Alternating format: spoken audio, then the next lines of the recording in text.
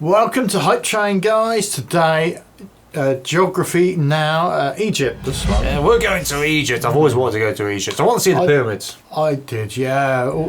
For many years when I was young, that was my goal in life. That was my holiday I'd love to have. But I'd still love to go, but I've heard it's not so. It's not as nice apparently around that area. Apparently, I don't know. But it doesn't. The problem is when you watch these though, it's still kind of like it doesn't really put you off wanting to go to these places. So the world is a stunning place. Many things to see. See there. Certainly, should we go for this? Just take a look. Hey guys, meet my friend Mohab. Oh, hey everyone. He's a real Egyptian. Tell us, Mohab. Egypt, there's a lot more than just pyramids and mummies and stuff. Oh, are you kidding me? Come on. There's the Biblioteca Alexandrina, Sharm el-Sheikh, Luxor, Aswan, the Opera House.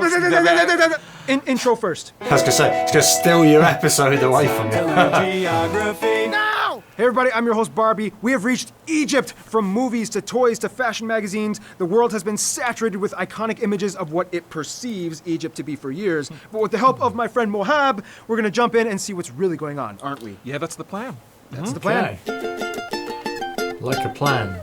I don't really have to even say that much. Egypt has played such a powerfully historical role on the planet that it's almost difficult to say anything that hasn't been already covered trillions of times before, but I'll try. First of all, Egypt is located in the northeast corner of Africa, connecting to Asia by a land bridge formed by the Sinai Peninsula on both the Red Sea and the Aqaba Gulf, classifying Egypt as a transcontinental country and technically the only Eurafrasian country, yes, that's actually a word, in the world. Never heard of it. No, I didn't know that. Semantics. Also, keep in mind they operate the Suez Canal, which links the Mediterranean to the Indian Ocean via the Red Sea, which is like a big deal in terms of global economics. Egypt borders Libya to the west and Sudan to the south, sharing a tri-point border at the Hassanain Plateau. Egypt is divided into 27 governorates, most of which are cradled around the Nile River Delta, with Cairo being the capital, the largest city in the entire Arab world. All the way in the south, Egypt has a little bit of a land dispute with Sudan over the Halayb Triangle, which covers the Alba National Park as well as the Egyptian-administered town of Halayb. This place is de facto run by Egypt. This, of course, leaves the Bir Tawil trapezoid, which neither side claims or really cares about. So this guy came in, planted a flag, and called it his own kingdom so that his daughter could be officially a princess. In addition to disputes, Saudi Arabia also lays claim to the Tiran and Sanafir Islands off the coast in the Red Sea. About 99% of the entire country lives on only 5.5% of the land, most heavily concentrated around the Nile River Delta. I mean, it's not that hard to understand why.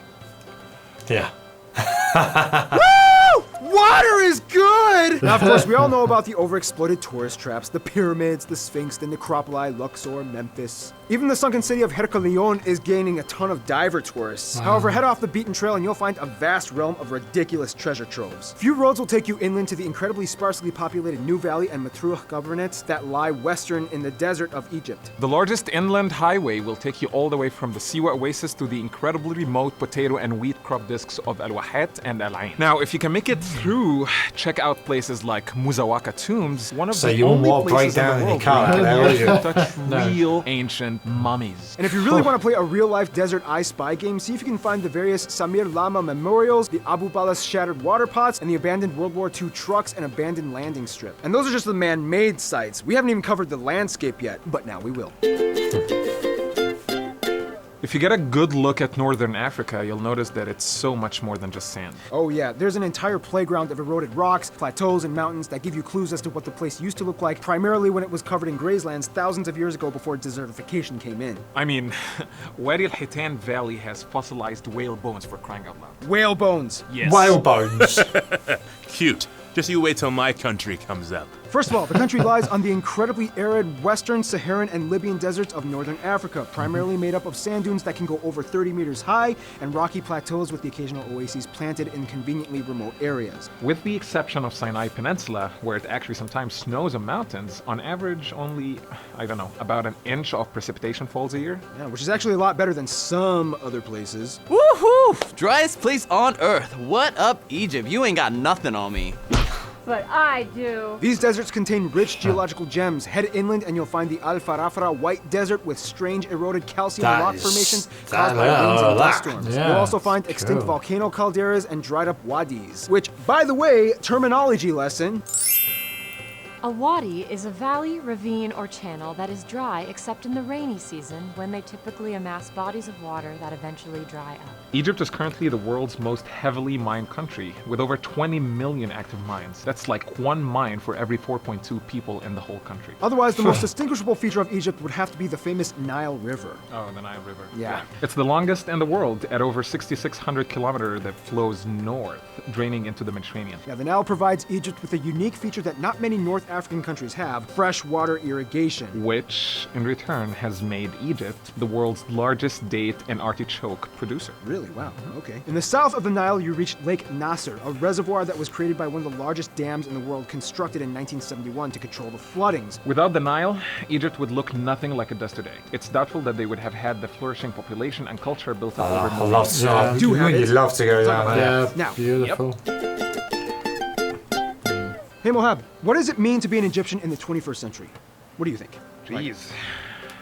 That's a heavy question. Yeah. I don't even know where to begin. With a population around 90 million, Okay. Egypt is the world's largest Arab country and the third largest in Africa after Nigeria and Ethiopia. 90 Around million people. 91% the country identifies as ethnically Egyptian, whereas the remaining 9% come That's from a not wide off the range of size of it, nationalities is like it, Turks, really? Well, no, Greeks, but like you Bedouins, say, it was Berbers, only and barely Nubians. In a congregating sense, 5% Egypt is of kind the, of the, indisputably Yeah. considered the country world's anyway. oldest nation. Yeah, speculated to have started somewhere around 5,000-ish BC. Egyptians have gone through a millennia and millennia and millennia of kings, pharaohs, emperors, conquerors, sultans, empires, revolutions, and presidencies, which brings us to today. Egypt is not only huge, but is also kind of seen as like the center of the Arab world, the crossroads between North Africa and the Middle East. Therefore, Egypt has a lot on its plate. Egypt alone contributes to over 15% of the entire African Union budget and is one of the largest economies in the Middle East and the largest and strongest military country in Africa with a mandatory draft for all males aged 18 to 30. Wait, Mohab, does that mean you were drafted into the military? Nah, I don't know. I think I was too cute or something. I mean, I was drafted. and then I was it's just a long story. We don't have the time for this ball. Anyway, moving Long on. story. Yeah. Yeah. At somewhere around 80 to 90%, the majority of Egyptians are Sunni Muslims, with a significant number adhering to the Sufi orders, which is why a lot of Turks feel perfectly comfortable living there. Otherwise, the second largest group are Christians, mostly Coptic Orthodox. With an incredibly small amount of Egyptian Jews left, Egypt is also the center of Arab media and cinema, pumping out about 75% of all Arabic films since the early 20th century. Many filmed at Madinat al-Intaj al-A'lami studio in Cairo, which is considered the biggest multimedia studio in Egypt. Oh, so it's like the Arab Hollywood. Oh yeah? Oh, Arab Hollywood. Yeah. Famous Egyptian actors like Adil Imam, Ahmed Zaki, Academy Award nominated actor in the United States, Omar Sharif, have graced the silver screen, making an internationally recognized name for themselves throughout the Arab world. They're very famous, aren't they? Yep. Everybody For the knows most about part. them in the Arab world. Other notable icons would probably be Nobel Prize winners Egyptian writer and author Naguib Mahfouz and chemist Ahmed Zuweil, the first Arab scientist to recognise win in a any of these scientific people field, yet. and Don't Peace you? Prize Yeah. winner former president Yeah, Omar Anwar Sadat. Sharif, And generally, yeah. Egyptians are kind of known as being kind of like the most athletic in the Arab world, typically competing better than their cousins in the Olympics. Careful, buddy. I don't like where this is going. And have probably the most prominent soccer team as well. Oh, you did not just go there. Arabic, or Al-Arabiya, is the official language. However, as a former British protectorate, English and to a lesser extent French are widely taught and spoken, especially in the younger generation, as it is widely taught in schools and as a second language or third language and used in the tourism sector. We're safe. Well, you bet. Yeah, exactly. Yeah, in remote so areas, it's you can find there, languages right? like I was just Berber, not and speaking Nubian French, languages like lucky Arabic, one. Beja, and the Bedouins speak a dialect of Arabic that's unlike any other. And although many claim that Egyptians speak standard Arabic, they have a whole set of distinct slang words that really aren't used anywhere else in the Arab world. Mohab, take it away. انجز عاش قوي زيك ايوه انت جامد اخر حاجه يا نهار اسود وانت عامل ايه دلوقتي Man, just That's what I was Egypt does have some of its vices, though. Yes, wages are generally lower here than in other countries in the Middle East, and yes, pension systems have suffered greatly due to the cost of living. Government policy also has trouble administering social security, inflation rates have exploded, and unemployment has increased in the past few decades. Primary education is mandatory and free, but typically underfunded and poorly monitored, and sometimes classrooms are overcrowded. Nonetheless, Egypt is a frontrunner in smart women. Today, there are more girls than boys in secondary education, and women make up 30% 31% of government employees. And this is the part where we have to talk about the revolution. Mohab, can you summarize this? Because, yeah, you do it. You're the expert. On February 11, 2011, Vice President Omar Suleiman announced that Mubarak would resign as president, turning power over to the Supreme Council of the Armed Forces. The Muslim Brotherhood took power in Egypt through a series of popular elections, with Egyptians electing Islamist Mohammed Morsi. However, Morsi's government encountered fierce opposition from secularists, and members of the military and mass protests broke out against his rule in June 2013. Politics. Morsi was deposed by a coup d'etat led by the Minister of Defense, General Abdel Fattah Sisi, who became a hero figure in the eyes of many Egyptians and was eventually elected president himself in 2014 election. According to the Egyptian government, Sisi was elected with 97% of the vote, and he is the current president of Egypt. Awesome! Couldn't have said it better myself. I don't know if he still is now. Literally, this I couldn't. This probably done quite some time ago, right?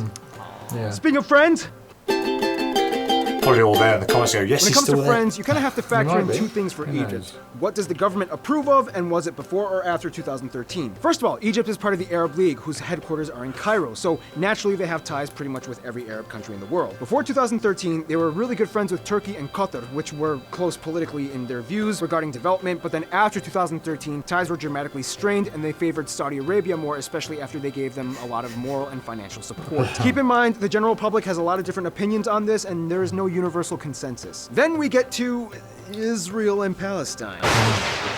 After the peace treaty was signed in 1979 in Camp David, the whole world was watching, and Israel agreed to give back the Sinai Peninsula that they occupied after the war. In return, they asked to just stop the fighting. This was the first time any Arab country signed any kind of agreement with Israel. Nonetheless, today, the agreement to them is just on paper, and most Egyptians don't even quite favor Israel that much, so for now it's just kind of like saying, I'll hold my ground until you do something. Keep in mind, this is not an anti-Semitic thing, but rather an anti-Zionist thing. Egyptians have a long history of cooperating with Jews.